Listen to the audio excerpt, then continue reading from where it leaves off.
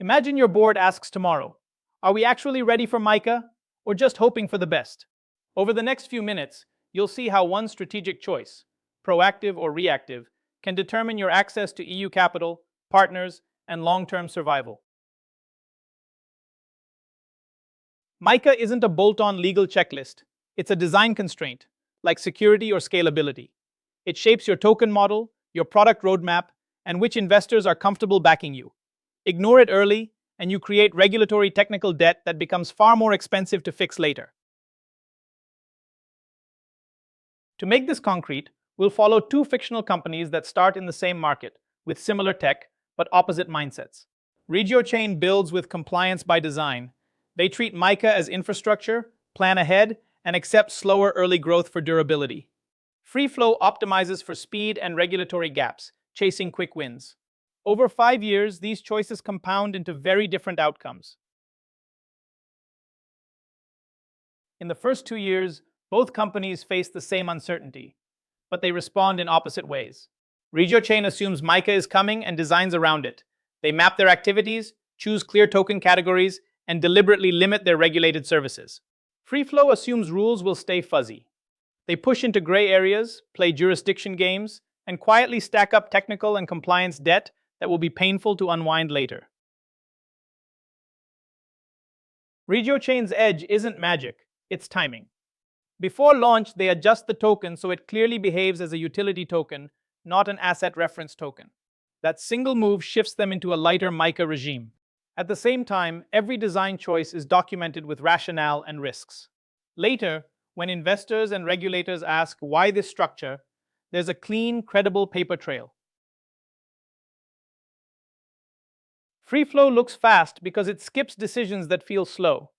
Choosing a home regulator, drawing a hard line between exchange and custody, and investing in compliance early.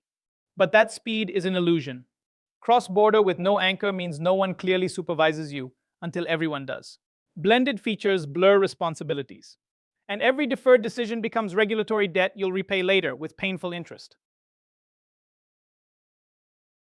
Now picture the downside of that approach. Your bank partners are suddenly frozen, regulators are emailing daily, and your core system is fundamentally non-compliant.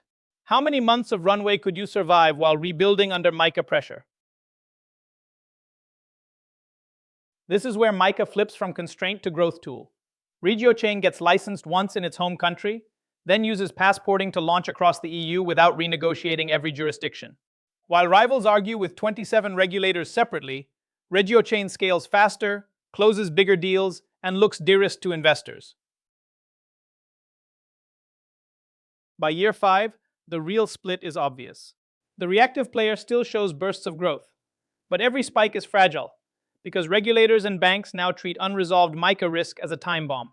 The proactive player has slower early curves, yet compounds trust, wins better banking, and becomes an attractive acquisition or IPO candidate. Under MiCA, credibility isn't a nice-to-have, it's a core asset. When we compare the winners and the casualties in MiCA's world, 3 leadership choices usually explain the gap. First, time horizon. Chasing 6 to 18-month growth encourages shortcuts. Planning on 3 to 5 years forces resilient architecture and controls. Second, who you take money and advice from, risk-blind capital versus institutional partners who demand discipline.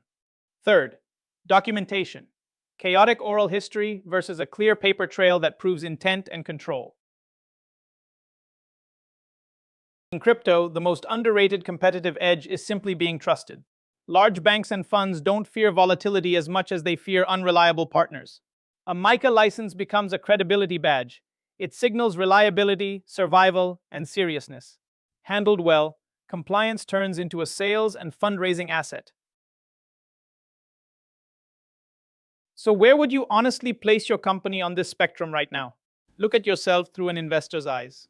Would they see your MiCA approach as a growth asset or as expensive, looming technical and regulatory debt? You can think of MiCA strategy as a fork in the road. If you're closer to FreeFlow, your priority is survival.